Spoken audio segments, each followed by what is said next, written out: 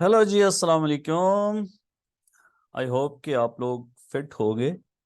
आज की जो वीडियो है दैट्स वेरी इंपॉर्टेंट वीडियो। इसमें क्या करा रहा हूँ मैं, जो ऑसिलेशन वाला चैप्टर है इसके सारे पास्ट पेपर की सिचुएशंस को जनरली डिस्कस करूँगा कि किस टॉपिक, इसके किस सब टॉपिक में किस तरह के सिचुएशंस एग्जाम में आई हैं। और ये बहुत हेल्पफुल वीडियो है। मैंने सोचा कि जी हर बच्चे के पास इतना टाइम नहीं होता कि वो सारे पास पेपर के क्वेश्चन करता रहे। वो ह्यूमनली पॉसिबल नहीं है। तो इसलिए क्यों ना एक ऐसी वीडियो बना दी जाए कि जिसमें सारी सिचुएशंस को जनरली यहाँ पे डिस्कस कर लिया जाए।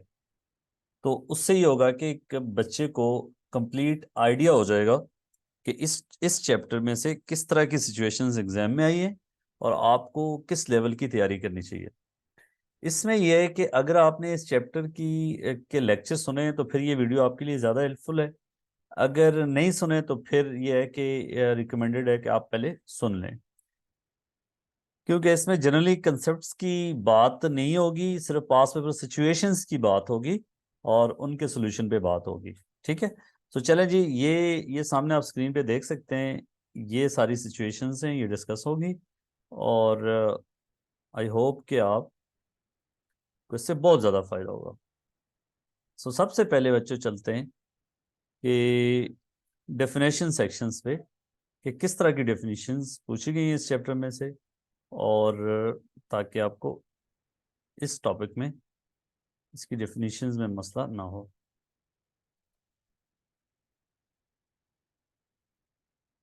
अच्छा जी, सो आप सामने स्क्रीन पे देख सकते हैं,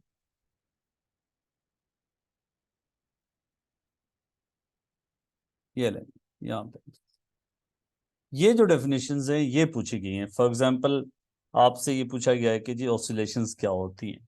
ये पास पेपर में ऑलरेडी आ चुकी है बात कि व्हाट इज ऑसिलेशन।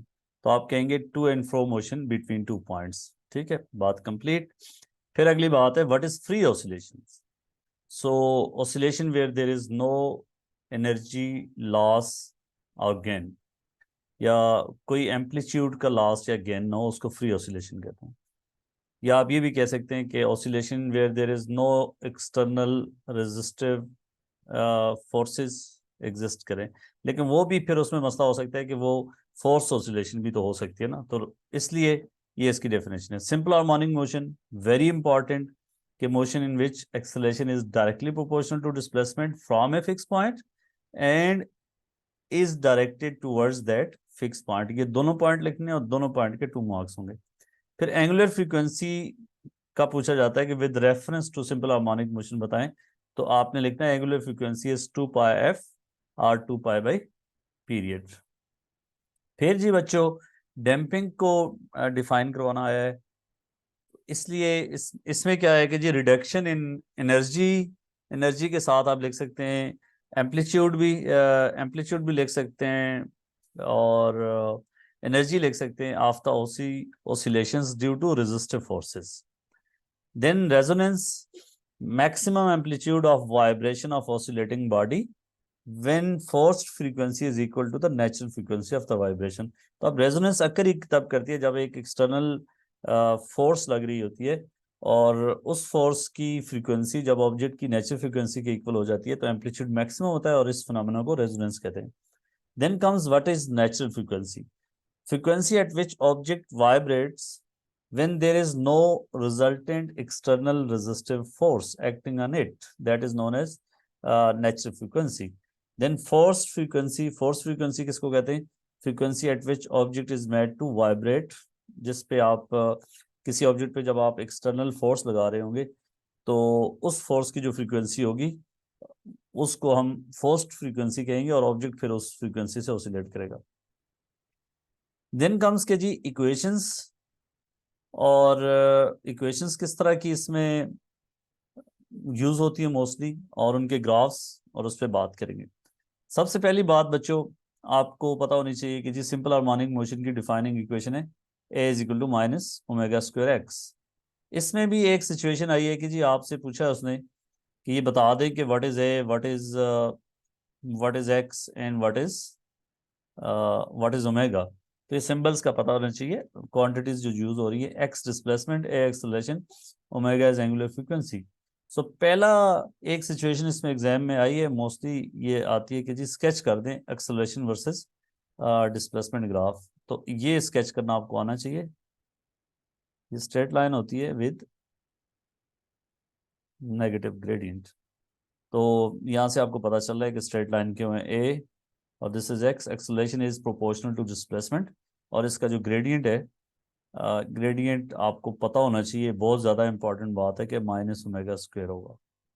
ये एक सिचुएशन आई। दूसरी सिचुएशन जो यहाँ पे मैं डिस्कस कर रहा हूँ नीचे, इसमें क्या है कि जी आपको एक्सेलरेशन और डिस्प्लेसमेंट का ग्राफ गिवन था और उसने कहा था फ्रीक्वेंसी फाइंड कर लें।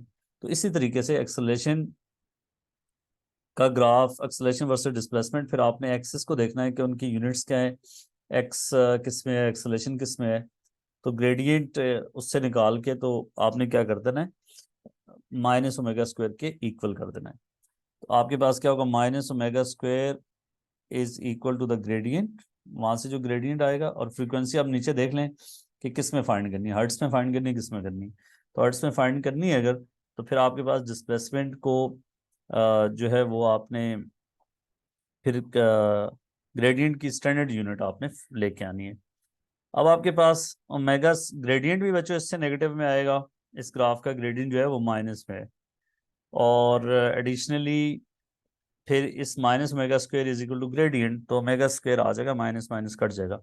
ओमेगा से फिर आपने फ्रीक्वेंसी कैसे निकालेंगे, आपको पता है कि जी ओमेगा इज 2 पाई एफ, तो इसको यूज करके आपने फ्रीक्वेंसी फाइंड करनी है। वो टाइम पीरियड भी पूछ सकता है, फ्रीक्वेंसी भी पूछ सकता है, ये वो सिचुएशन है जो एग्जाम में आई हुई है। अगली सिचुएशन देख लें, इसमें एक्सेलरेशन और डिस्प्लेसमेंट रिलेशन गिवन। हाँ, दैट्स वेरी इंपॉर्टेंट कि एक्सेलरेशन और डिस्प्लेसमेंट का रिलेशनशिप गिवन होगा। यहाँ पे बीच में क्या होगा कि कोई भी कांस्टेंट होंगे, 2 3 4, उस सिस्टम के हिसाब से होंगे। तो उससे वो कहेगा कि जी show that it is show that it is simple harmonic motion. तो आपने कहना होगा कि ये बाकी सारी चीज़ें कांस्टेंट हैं, so acceleration is directly proportional to displacement, and the other thing is the negative sign shows that the acceleration is opposite to displacement, or acceleration is towards the mean position. So इससे जो है आपके पास ये कई situations में आई गई है, different situations में। फिर अगर आपसे कहेगा ओमेगा निकालें, तो आपने क्या करना है, इस इक्वेशन को इस इक्वेशन के साथ कंपेयर कर देना है। किस वाली के साथ, वो ये ऊपर वाली equation, a is equal to minus omega square x, इस इक्वेशन के साथ कंपेयर करेंगे, तो वो जो कांस्टेंट आपके पास होगा उसको omega square is equal to that number, तो वहां से ओमेगा की वैल्यू आ जाएगी। ओमेगा भी पूछ सकता है, फ्रीक्वेंसी भी पूछ सकता है, पूछी गई है, या टाइम पीरियड भी पूछा गया है। तो इसलिए ओमेगा की इंफॉर्मेशन जब आपके पास आ गई, तो फिर क्या होगा, फिर सारी सिचुएशंस निकल आएंगी। सम टाइम फिर इधर कोई इसके अंदर एक कांस्टेंट दे देता है, और आपको पता है कि ओमेगा आपको पीछे किसी इनडायरेक्टली पता होता है, फ्रीक्वेंसी पता होती है, तो इस कांस्टेंट को ओमेगा स्क्वायर के इक्वल करके वहां से निकाल देते हैं। जैसा कि ये एग्जांपल यू कैन सी, ये एक सिस्टम है, इसमें जो है यू इसमें पानी जो है दैट इज ऑसिलेटिंग, और उससे कहा था कि it is having this type of expression, acceleration is minus g over l x, l is this length.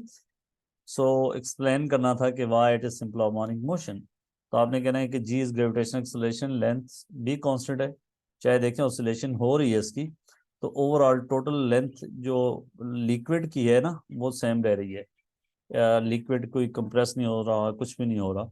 So that's why g over l is constant, so acceleration is directly proportional to displacement. यहाँ से आपने कहना है g by l is constant. So इसके constant होने से क्या नजर आ रहा है कि acceleration is directly proportional to displacement, and the negative sign आपने कहना शो करता है कि एक्सेलरेशन इज टूवर्ड्स मीन, लेकिन ये कोड करना है कि नेगेटिव साइन शो करता है। अब अगर कहा जाए कि जी इस केस में ओमेगा क्या है, तो आप इस इक्वेशन को कंपेयर किससे करेंगे, इस इक्वेशन के साथ। तो ओमेगा स्क्वायर किसके इक्वल होगा, ओमेगा स्क्वायर आप खुद सोच लें, जी बाय एल। तो यहाँ से ओमेगा निकाल लेंगे, omega square root g by l, और फिर आपसे फ्रीक्वेंसी और टाइम पीरियड पूछेगा तो वो भी निकाल दो। तो ये एप्लीकेशन, ये जो है ना, इस इक्वेशन की का यूज काफी क्वेश्चन में आया हुआ है। ओके।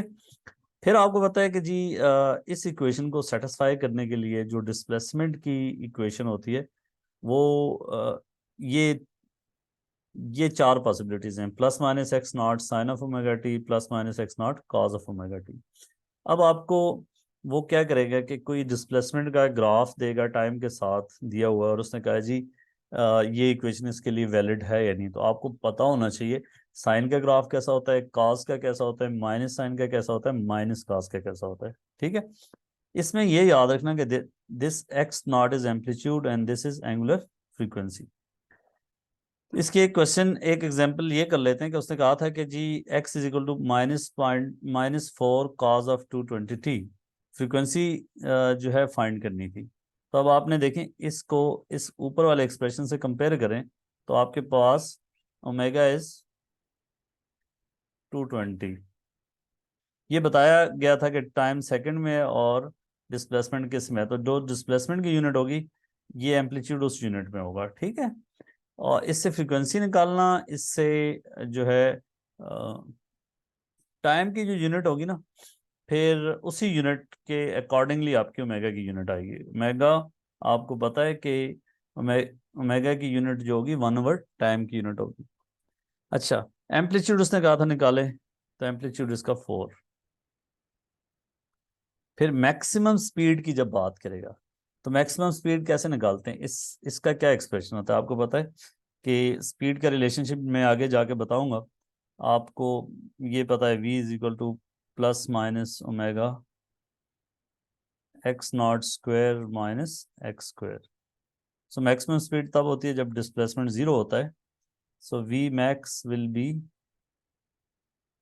प्लस माइनस ओमेगा, ये वेलोसिटी की बात कर रहा हूँ, मैक्सिमम स्पीड है तो वो फिर प्लस हो जाएगी ओमेगा एक्स नॉट। ओमेगा यहाँ से पिक कर लिया आपने, एक्स नॉट यहाँ से पिक कर लिया, तो मैक्सिमम स्पीड आपको मिल गई। फिर अगली बात उसने कहा था कि वाई, ये किसी एक और क्वेश्चन में आया था कि why these relations are inappropriate, कि डैम्प्ड ऑसिलेशन में ये रिलेशनशिप क्यों नहीं लग सकते। अब देखें जैसा कि ये आपके पास है सिचुएशन, ये देखें इस सिचुएशन में क्या हो रहा है कि एम्पलीट्यूड आपका कम हो रहा है। ठीक है।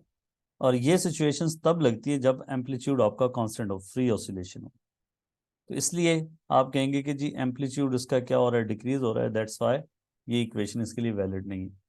फिर इसके इसके अकॉर्डिंगली वो कहता है कि जी दो रीजन बताएं। फॉर एग्जांपल आपको ये उसने दिया हुआ था x naught cos of omega T, इस पे क्यों नहीं लगता। तो आप कहेंगे पहली बात तो एम्पलीट्यूड कांस्टेंट नहीं है, दूसरी बात ये है कि ये कॉस का फंक्शन है ही नहीं, सॉरी ये कॉस की फंक्शन है। अगर वो कहता है साइन, साइन क्यों नहीं वैलिड, ये क्वेश्चन था, sorry x naught sine of omega t. तो आपने कहना एक तो एम्पलीट्यूड कांस्टेंट नहीं है, दूसरा जो है ये साइन का ग्राफ नहीं है, ये कॉस का ग्राफ है। ठीक है। तीसरी एक इक्वेशन ये थी कि x is equal to 0.25 sine of 5 pi t. अब इसमें जब आपके पास, आपको पता है कि जी जब पाई की फॉर्म में होगा ना तो ओमेगा आपको पता है ओमेगा इज 2 पाई एफ। तो फिर ये इक्वेशंस आपकी बन जाएंगी x is equal to x naught sine of 2 pi f into t. फिर आपने क्या करना है, इस इक्वेशन से कंपेयर करके फ्रीक्वेंसी निकालनी है। तो आपके पास क्या है, इससे कंपेयर करें 2 पाई एफ की जगह पे इधर क्या है 5 पाई है, 2 पाई एफ। तो 2 pi F is equal to 5 पाई, तो ये से कैंसिल हो जाएगा, एफ इज इक्वल टू 2.5। अब ये इसने बताया था कि टी जो है वो सेकंड में है, तो इसलिए जो है ये फ्रीक्वेंसी अब जो आएगी हर्ट्स में आएगी, और डिस्प्लेसमेंट उसने कहा था सेंटीमीटर में। तो अब एम्पलीट्यूड क्या होगा, टाइम पीरियड तो आपको पता चल गया, फ्रीक्वेंसी भी पता चल गई। उसके बाद एम्पलीट्यूड अगर पूछेगा तो वो 0.25 सेंटीमीटर है। फिर पूछ सकता है कि जी मैक्सिमम वेलोसिटी बताया, तो मैक्सिमम वेलोसिटी के लिए ओमेगा और एक्स नॉट ये आपको चाहिए। एक्स नॉट आपको पता है इसको मीटर में कन्वर्ट कर लेंगे, ओमेगा आपको यहाँ से मिला हुआ है। ठीक है, फिर हम बात करते हैं इसकी। आपको पता है वेलोसिटी का एक्सप्रेशन जो है वो आप, हाँ एक सेकंड, इसमें आए, सॉरी, ये जो है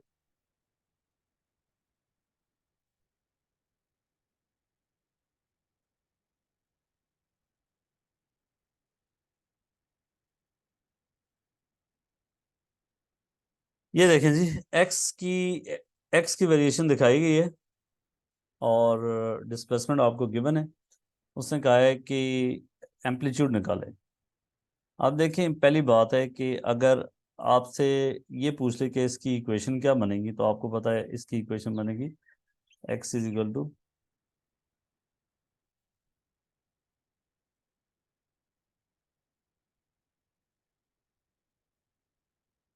एक्स नॉट, और ये किसका ग्राफ है, that is graph of cos, तो cos of omega T.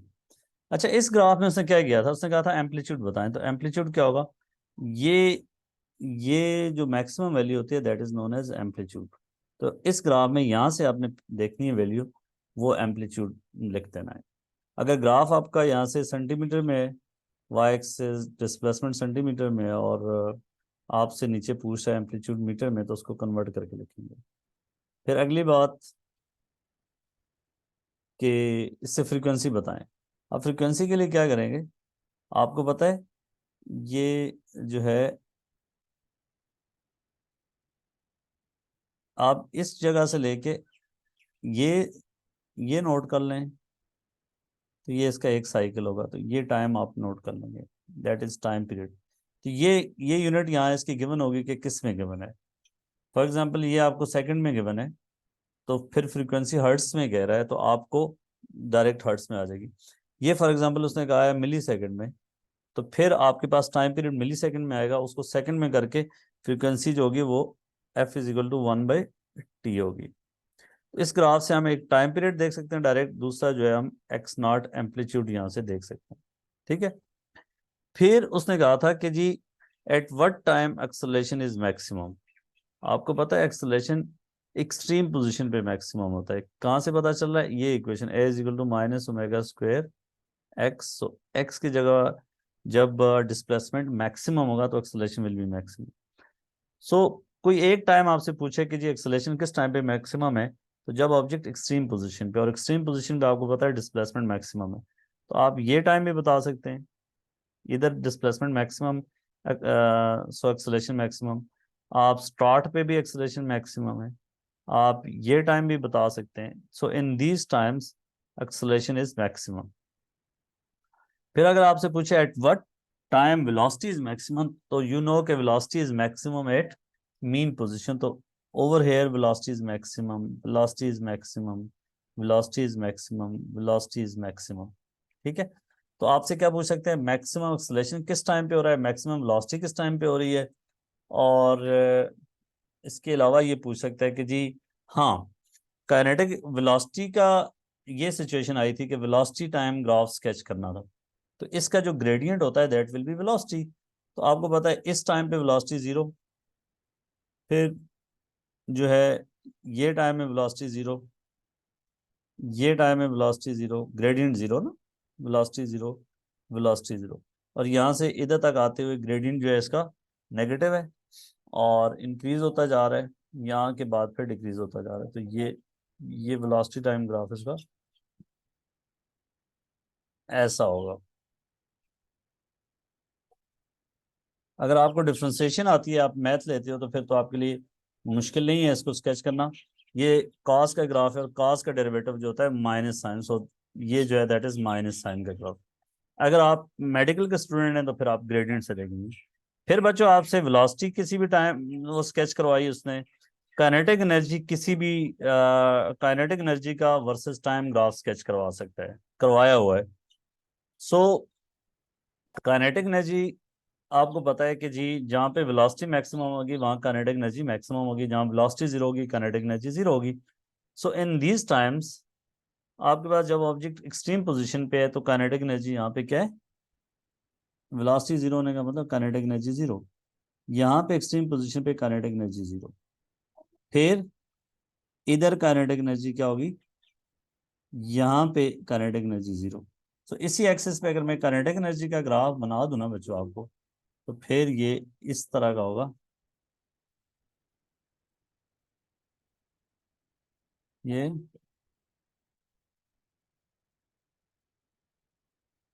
This is variation of kinetic energy with respect to time. और वो कैसे पता चल रहा है आपको, extreme position kinetic energy is zero, other extreme position kinetic energy is zero, बीच में काइनेटिक एनर्जी इज इंक्रीजिंग और एक्सट्रीम मीन पे मैक्सिमम, और काइनेटिक एनर्जी माइनस में नहीं जा सकती। पोटेंशियल एनर्जी का ग्राफ अगर आपसे पूछेगा, तो पोटेंशियल एनर्जी जहाँ पे एक्सट्रीम पोजीशन पे पोटेंशियल एनर्जी मैक्सिमम, ये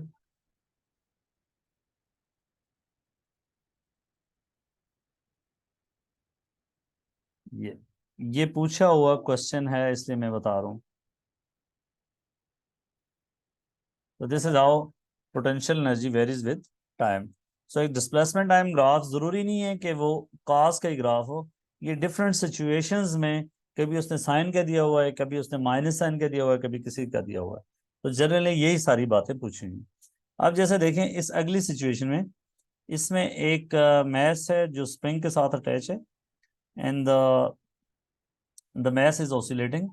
अब उसने हमें क्या दिया हुआ है, डिस्प्लेसमेंट टाइम ग्राफ नहीं दिया हुआ, हमें उसने लेंथ वर्सेस टाइम का ग्राफ दिया हुआ है कि how does the length varies. So आप यहाँ पे देख सकते हो कि स्टार्ट में लेंथ मैक्सिमम, मतलब सबसे नीचे ऑब्जेक्ट, फिर लेंथ कम हो रही है, ये देखें। ये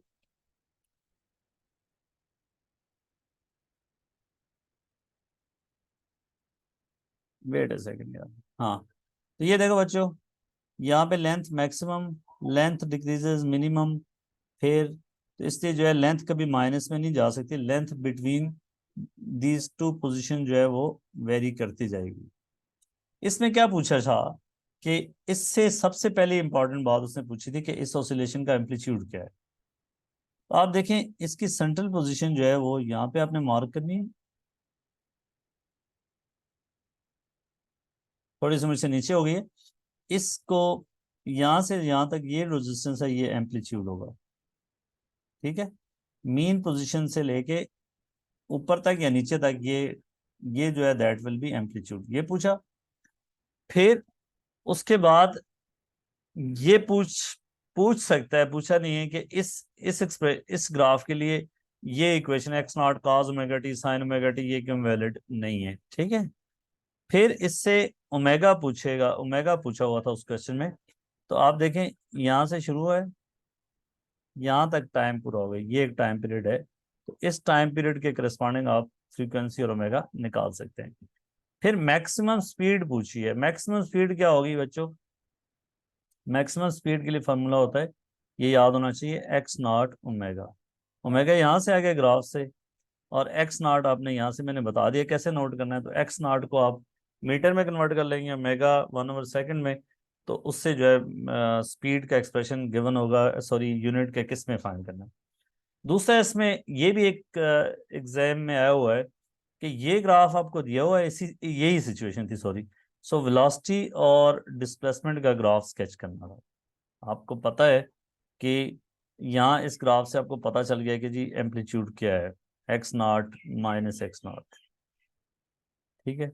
और मैक्सिमम वेलोसिटी आपको इस एक्सप्रेशन से पता चल गई। तो मैक्सिमम वेलोसिटी का एक्सप्रेशन यहाँ पे प्लॉट कर लिया, यहाँ पे कर लिया, तो फिर आपके पास इसका जो ग्राफ बनता है, यू नो कि कैसे इसको प्लॉट करना है। ये फिर इसका ग्राफ नीचे उसने लेबल करके दिया हुआ था, ये ग्रिड डायग्राम पे था, तो इसलिए मैक्सिमम वेलोसिटी आपने यहाँ से फाइंड की, और एक्स जो है वो भी आपको यहाँ पे एक ग्रिड डायग्राम पे दिया होता, तो उसके अकॉर्डिंगली इसको स्केच कर लेना था। तो ये कुछ सिचुएशन इसकी थी। अब हम चलते हैं,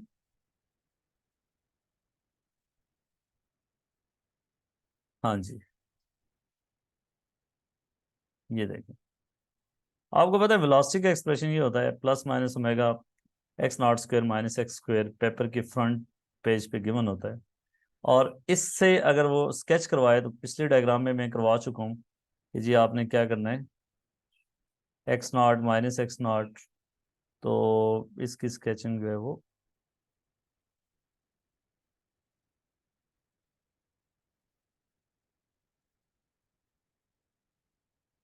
बस प्रॉपरली ख्याल रखना है इसका कि जितना ही ऊपर है उतना ही नीचे जाना चाहिए, और that is x not, that is minus x not. ठीक है, ये दोनों साइडों पे, इन दोनों साइडों पे बराबर होना चाहिए।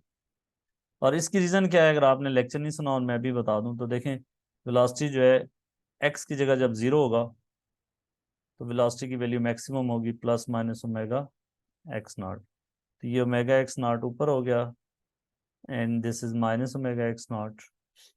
ठीक है, फिर मतलब दीज टू, ये दो वैल्यूज आई हैं एक्स जीरो पे।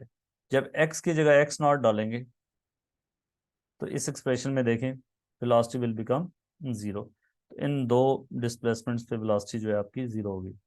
फिर बच्चों किसी भी, जैसे मीन से देखें, इधर मीन से ऑब्जेक्ट एक्सट्रीम की तरफ जा रहा है तो वेलोसिटी को क्या हो रहा है, डिक्रीज हो रही है।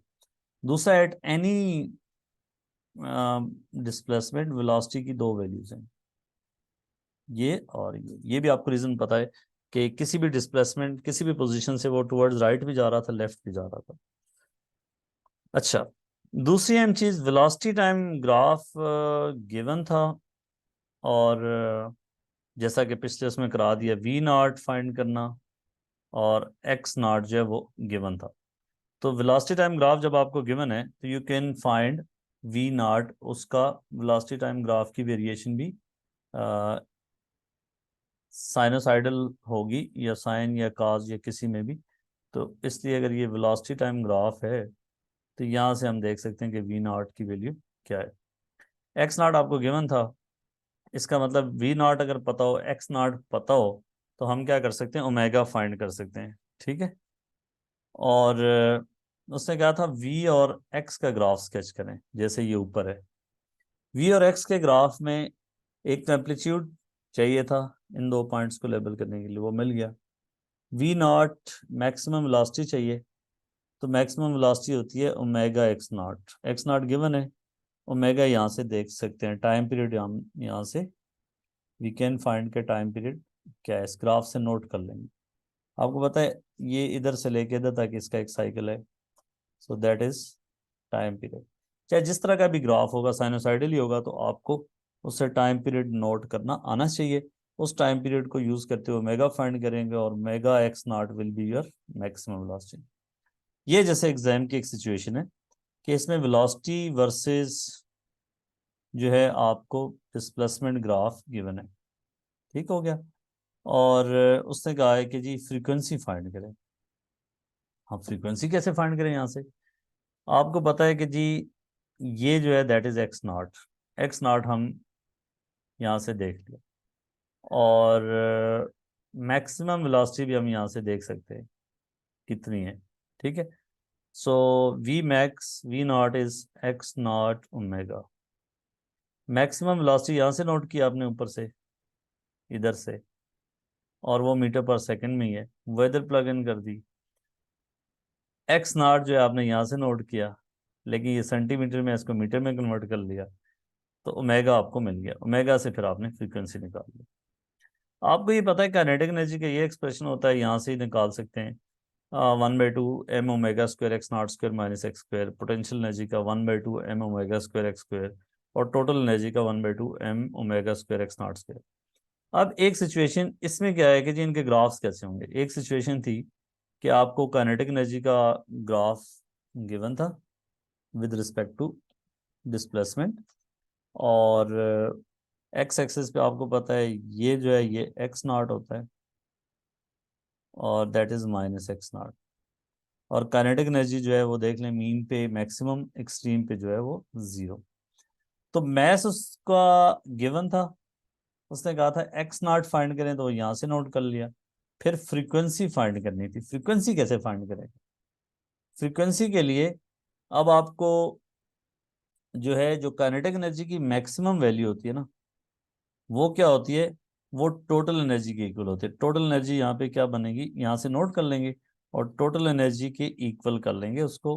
तो टोटल एनर्जी आपको पता है, मैस आपको पता है, एक्स नॉट आपको ग्राफ से मिल गया है, तो ओमेगा यहाँ से निकाल लेंगे इस एक्सप्रेशन को यूज करते हुए। ओमेगा निकाल के फ्रीक्वेंसी निकल आएगी। फिर उसने कहा था कि जी पोटेंशियल एनर्जी का ग्राफ स्केच करें, टोटल एनर्जी का ग्राफ स्केच करें। तो पोटेंशियल एनर्जी अब आपने कैसे स्केच करनी, इधर ही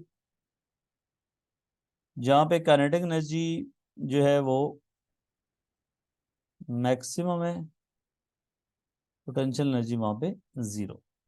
तो ये जो ग्राफ है वो ईपी का बनेगा। थ्योरी में आप समझ चुके हैं कि इसको कैसे करते हैं। आप देखें, kinetic energy maximum at mean position, तो potential energy is maximum at extreme position. जब एक्स मैक्सिमम होगा, पोटेंशियल एनर्जी मैक्सिमम होगा। फिर टोटल एनर्जी की बात भी की एक क्वेश्चन में, तो टोटल एनर्जी को ऐसे स्केच कर देंगे। अच्छा, इस एक सिचुएशन में तो उसने काइनेटिक एनर्जी दी हुई थी, पोटेंशियल एनर्जी और टोटल का ग्राफ पूछा था। फिर एग्जाम में ऐसी डिफरेंट सिचुएशंस आई हैं कि पहले एक में उसने काइनेटिक पोटेंशियल एनर्जी का ग्राफ स्केच किया हुआ है और उसने काइनेटिक का पूछा है। फिर एक सिचुएशन में जो है वो पोटेंशियल एनर्जी, काइनेटिक एनर्जी और टोटल एनर्जी तीनों को प्लॉट करते हैं।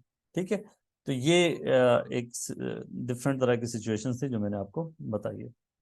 अच्छा जी, अब चलते हैं अब जैसे देखें, अ, इस सिचुएशन में उसने ई टोटल गिवन था, एक सिचुएशन में टोटल एनर्जी गिवन थी, और टोटल एनर्जी अगर गिवन हो, frequency sorry total energy find करना हो, फ्रीक्वेंसी गिवन हो, एक्स नॉट गिवन हो, मैस गिवन हो, तो कैसे फाइंड करेंगे। टोटल एनर्जी का ये एक्सप्रेशन यूज करेंगे, और आपको पता है फ्रीक्वेंसी से ओमेगा मिल जाएगा, एक्स नॉट पता है, तो इस एक्सप्रेशन को यूज करके जो है टोटल एनर्जी निकाल देंगे। और मैस को केजी में होना चाहिए, एक्स नॉट को मीटर में होना चाहिए, फ्रीक्वेंसी को हर्ट्स में होना चाहिए, और फ्रीक्वेंसी से ओमेगा फाइंड कर लेंगे। फिर उससे कहा था sketch potential energy, kinetic energy, total energy with x. इस सिचुएशन के लिए आपको एम्पलीट्यूड पता चल गया क्या है, कि ये इन दो पॉइंट्स की वैल्यू पता चल गई। ठीक है, टोटल एनर्जी आपने निकाल ली, वो ये है, तो इससे काइनेटिक एनर्जी भी निकाल लेंगे, पोटेंशियल एनर्जी भी ड्रॉ कर लेंगे, एंड सो ऑन। फिर अगली बात आती है डैम्पिंग।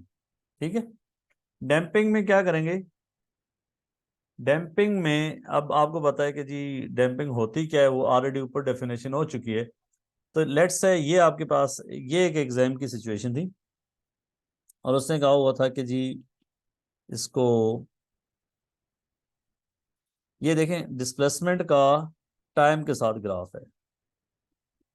इस ग्राफ को देख के ये पूछता है कि हाउ दिस शोज डैम्पिंग। तो आपने कहना है कि एम्पलीट्यूड जो ऑसिलेशन का है वो डिक्रीज हो रहा है विद रिस्पेक्ट टू टाइम, तो उससे ये फ्री ऑसिलेशन नहीं है, डैम्प्ड ऑसिलेशन है। ठीक है, और अगला, अगर आपको एक सिचुएशन में मैस गिवन था, उसने कहा था ओमेगा ओमेगा निकालें, तो आपको पता है डैम्पिंग से टाइम पीरियड और फ्रीक्वेंसी पे कोई फर्क नहीं पड़ता। तो यहाँ से लेके यहाँ तक एक साइकिल क्या होगा, इधर से स्टार्ट हुआ है और फिर सॉरी इधर तक, ये आपके पास एक टाइम पीरियड है। तो यहाँ से टाइम पीरियड नोट कर लिया, ये सेकंड में ऑलरेडी टाइम पीरियड आप नोट कर लेंगे तो ओमेगा मिल जाएगा। ठीक है, फिर उसने कहा था loss of energy between any two points. For example आपको कहता है कि जी इस टाइम पे जो टोटल एनर्जी है वो, और इस टाइम पे जो टोटल एनर्जी है उनका डिफरेंस फाइंड करें। ठीक है, तो टोटल एनर्जी क्या होती है, 1/2 m omega square x not square. ठीक है, इस T1 पे हमें यहाँ से एम्पलीट्यूड नोट कर लेंगे, एम्पलीट्यूड जो है उसको मीटर में कन्वर्ट करना है, और ये T2 पे उसने कहा था कि इन दो टाइम्स के बीच में जो है आपने लॉस ऑफ एनर्जी फाइंड करनी है। तो क्या होगा, T1 पे टोटल एनर्जी होगी 1/2 m ओमेगा स्क्वायर। T1 पे लेट से एम्पलीट्यूड यहाँ से आप नोट कर लोगे, मैं इसको x1 कह देता हूँ, जनरली बात करते हैं, और T2 पे एम्पलीट्यूड जो है वो x2 है, आप नोट कर लेंगे। तो 1/2 m omega square x1 square minus x2 square, that is the loss of energy total energy from T1 to T2। अब ये भी पूछ सकता है कि मैथ नहीं, ये क्वेश्चन में मैथ नहीं गिवन था और उसने कहा था कि जी ratio of total energy at any two times निकालें। अब टोटल एनर्जी में तो मैथ है लेकिन रेशियो निकालनी है, तो क्या होगा 1/2 m ओमेगा स्क्वायर। एक टाइम पे एम्पलीट्यूड होगा x1 स्क्वायर और दूसरे टाइम पे एम्पलीट्यूड होगा, वो नोट कर लेंगे। तो देखिए मैथ्स और वो चीज़ें वैसे ही कट जाती हैं, फ्रीक्वेंसी सेम रहती है। तो इसलिए जो एम्पलीट्यूड की रेशियो, एम्पलीट्यूड के स्क्वायर की रेशियो है, वो जो है वो टोटल एनर्जी की रेशियो होगी। तो इसमें ये फिर फर्दर पूछ सकता है, पूछा हुआ कि जी अगर डैम्पिंग को आप फर्दर इंक्रीज करते हो तो फिर आप ग्राफ जो है नया ग्राफ स्केच करके बताएं। तो टाइम पीरियड पे आपने कोई फर्क नहीं डालना, फिर क्या करना है कि एम्पलीट्यूड पे आपने फर्क डालना है। जब वो कहे डैम्पिंग फर्दर इंक्रीज हो गई है, अब ड्रॉ करके बताएं, तो एम्पलीट्यूड जो है उसको आपने क्या कर देना है, डिक्रीज कर देना है। और मैं स्केच कर देता हूँ।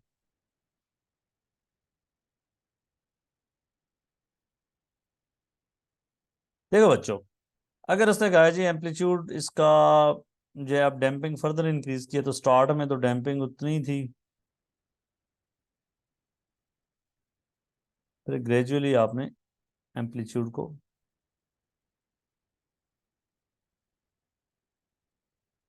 एक ख्याल रखना है बच्चों के, इसका टाइम पीरियड पे कोई फर्क नहीं आना चाहिए। डैम्पिंग से टाइम पीरियड पे बहुत माइन्यूट सा फर्क होता है, लेकिन वो हमारे सिलेबस में नहीं, हम टाइम पीरियड को सेम ही रखते हैं।